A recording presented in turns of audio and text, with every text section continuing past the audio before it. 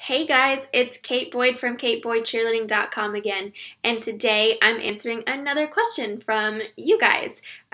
Today, which is weird. Why did I say you guys? I'm from Texas. I say y'all.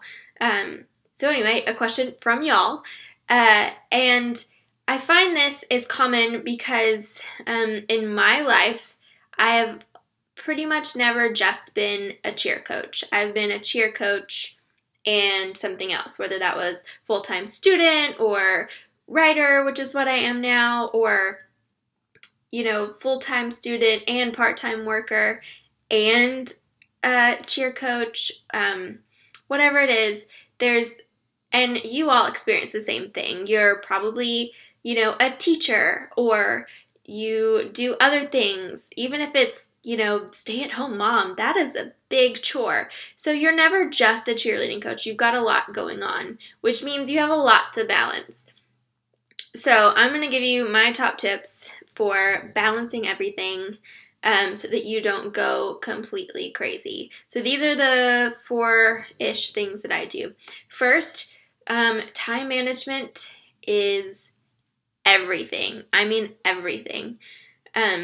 People laugh at me because I literally put everything on the calendar as soon as I set it, or even things that I need to do, like, give the dog a bath. I'll put that on my calendar so that I remember to do it and that I see it and that it actually has a time that it's scheduled to happen. If you don't schedule it, it's not real. That's what I've heard before, and I just find that, I don't know, that's the way I think. So for me, that's how my time management really works, is to put it on a calendar. And there are lots of times in your life where you've got pockets of like 15 or 20 minutes that you could do. So make sure that you know where those pockets of time are. And even though you might be a little bit tired or you just need a little bit of a break, you can take those sometimes, but those little pockets can be really productive. So make sure you find those little holes in your schedule and fill them in, and not let them go by without you doing anything, because then you'll be overwhelmed later. The second thing is that organization is key. I mean, it's crucial. I keep a running list of everything that I need to do, and I kind of break it out by about how much time I think it'll take. So I'll write like 5 or 10 or 11 next to it, and that's like how much time I think it will take. And so that way when I have those pockets of time, I can say, oh, this takes 5 minutes, I'm going to do it right now. This takes 10 minutes, perfect. I can do these 2 things in this 15 minutes. And then boom, I've checked 2 things off my list. And if you're a type A, like, task-oriented person, then checking things off your list is awesome. In fact, I make really detailed to-do lists. I'll like write a task and then write all the steps in that task, so I get to cross off like 5 things every time I complete one thing, which is, I don't know, it makes me really happy. So make sure that you're organized. Keep everything in one place. If you have a cheerleading binder, put it all in there. One notebook for everything. Like, this is my notebook for all of my cheerleading stuff. I keep it in one place so that I've got it all there so that whenever I need something, I can just go find it. That will be huge for you. Also, I have a calendar available. It's free. It's a template that I use to sort of stay organized and keep on track of things throughout the year. So I'll put the link to that down below. Third, keep notes and recycle stuff that works. There is no point in reinventing the wheel every time that you need to do something. Have a pep rally format that works? Great. Use it for every pep rally and just plug and play the different elements. Do you have, a work week schedule that works? Do you have camp stuff that works? Does your tryout process work? Perfect. Don't revamp it. Keep it the same. So that's why these notes become super important. Do you know that in March, you'll be, sort of relaxing and then preparing for tryouts.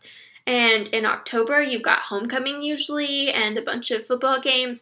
Write those down. That way you have it in front of you and you know what you should be focusing on. So keep notes from year to year. It will so help you. And recycle all of those different things that you do, those processes and those systems that you've already created, so that you save time, save energy, and save some sanity as well. Lastly, give some clear expectations for your time outside of cheerleading to your parents and your team.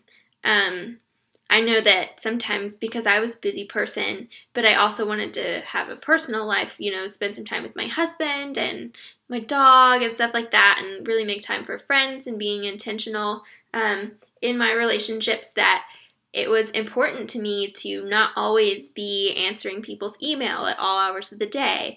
And as somebody who has another job in addition to this, it's important to me to have integrity with my time.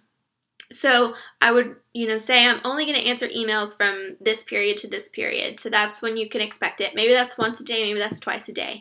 And it's only for a couple of hours where I'll actually be looking at email. It usually doesn't take a couple of hours, but at least those hours to be available for that kind of stuff.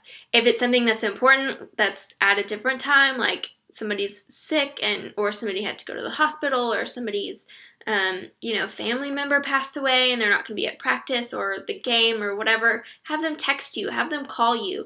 That kind of stuff, that's worth doing that for. But if they're asking a question about something that doesn't need to be answered right away, then it's totally fine to answer it within those windows. And that way, and then stick to it so that they know that you're serious about it. If they know when to expect those, then they won't get too upset when they don't get immediate answers, because that's what we all expect these days, right? It's just immediate answers. So you want to make sure that you set those clear expectations. It will help a lot. So anyway, those are my 4 super important ways to find balance in your life as a cheerleading coach, plus whatever it is. And I hope you find it helpful. So if you enjoyed this video, you can subscribe to this channel. And if you want more great tips for cheerleading coaches just like you, then go visit kateboydcheerleading.com. And also check down below, because I'll have the link to the calendar that can help you get organized.